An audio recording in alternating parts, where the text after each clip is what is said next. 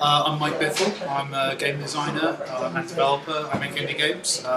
So I'm in a game called Thomas Was Alone, and I'm now working on Volume as well. And today we're bringing Thomas Was Alone to iPad. I sit in my living room. I write video games, and for some reason, large numbers of people seem to play them, which is weird. To be honest with you, I'm not really completely used to it yet, but yeah.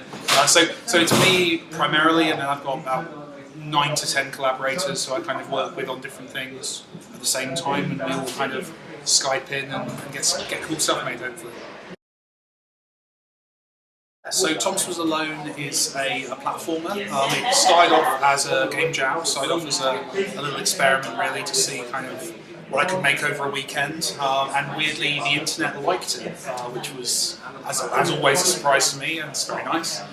So I kind of developed it on in my kind of evenings and weekends while away from my day job, and then released it about 2 years later, and it came out on PC, Mac and Linux first, and then PlayStation 3, Vita, and yeah, now iPad. The main reason to bring it to iPad was that often I get sent a lot of images. I'm on Twitter quite a bit. I get a lot of messages sent to me on Twitter of people photographing like their kids and their grandparents and people playing Thomas Was Alone and kind of saying this is the first game this person's played. Sharing with their partners or whatever. They're kind of giving it to non-gamers to play. And what was interesting was until now, it's always been on very gamer-specific platforms, places like PC and PlayStation. And it kind of felt like a cool time to try and take it to a platform that maybe those gamers are more comfortable on. And the iPad is that platform. It's where so many people play video games now. It seemed like a cool experiment to see whether they would like them. I'm not going to rule out any platforms for now. Honestly, as long as people keep wanting to play it, I'm going to keep putting it on different places for them to play, which is nice. But yeah, I'm not going to say anything for now specifically, but we'll be experimenting further, I think. So I was initially very scared, kind of freaked out by it. It's quite a big job.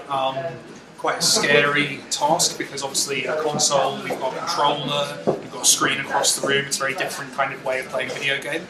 What was interesting though was kind of through the process of making it with Bossa, we kind of found that the controls really work pretty straightforward, pretty basic. Movement, jumping, it's all kind of working in kind of a 3 button inputs basically, and then you've got character selection on the sides. It was really kind of almost by accident I designed a game that's really easy to port to an iOS platform. So yeah, it kind of came together in a way that I was surprised by. And then it just became a case of just finessing it and making sure that every input felt really great, the game felt true to the original game while also kind of suiting that different way of playing it. So I'm really happy with that. I think it's kind of it's work. So it's done really well on other platforms. I think we've gone over 1 million copies sold now elsewhere.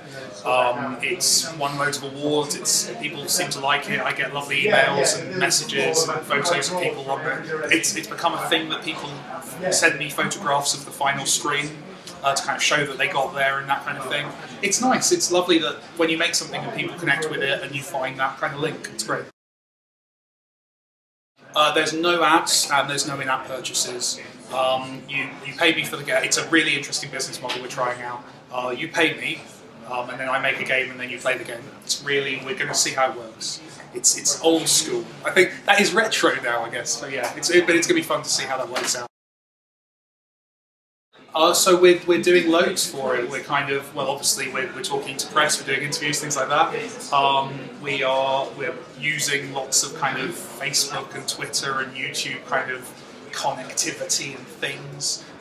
I'll probably mention it on Twitter. That's part of the process. But then as well, kind of going through traditional means, trying to get lots of reviews, get lots of coverage, make it very easy for people to share how much they're enjoying the game. We're not doing any kind of user acquisition or anything like that because, frankly, that's again not the kind of game we're making.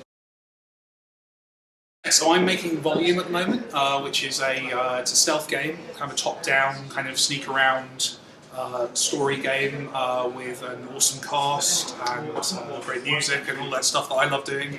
And also hopefully a really tight kind of stealth game mechanic. That's to be coming out on PlayStation 4 and Vita first, and then onto PC and Mac later. So yeah, that's the next step. Never say never. This is an experiment. This is me seeing if the mobile audience wants to play the kind of stuff I make. If they do, great. We'll find out.